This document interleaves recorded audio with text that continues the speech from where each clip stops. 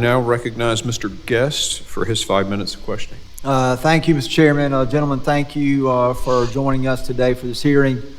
Before I begin, I'd like to play a brief clip, please.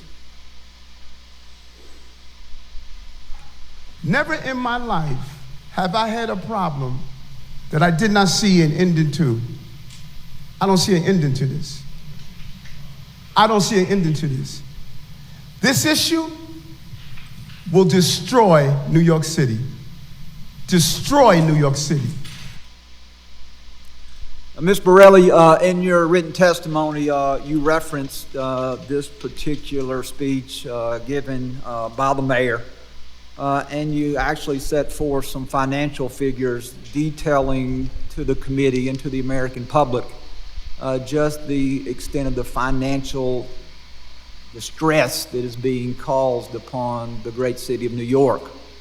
You say that at the current rate this year, the city will spend $4.7 billion. That next year, you expect the city to spend over $6 billion to care for the immigrants that have come to New York.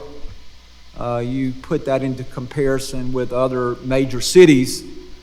Just for perspective, I would like to relate that to the budget of my and the ranking member's great state, the great state of Mississippi. Our budget for fiscal year 2022 was $5.8 billion. And our budget for fiscal year 2023 is $6.3 billion.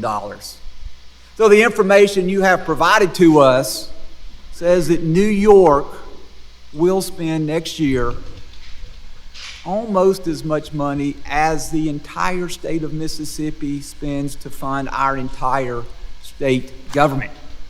You talk about that there are anticipated expense cuts that are coming. You say that there are unanticipated and unsustainable expenses, that the reason the mayor is preparing to cut the city's budget by a total of 15%.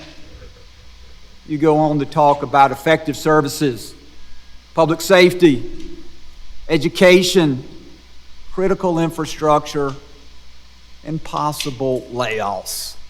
So I want to ask you, Ms. Borelli, first and foremost, do you agree with the statement of Mayor Adams that we just played here just moments ago? I do. I think it has the potential to really diminish New York City's long-term financial future. I think it's a major problem.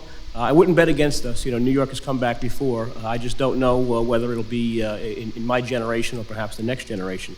But yes, it would be correct to compare it to the budget of Mississippi, and I'm actually looking forward to visiting your state for the first time next month, so I'll see what that $6 billion buys your taxpayers.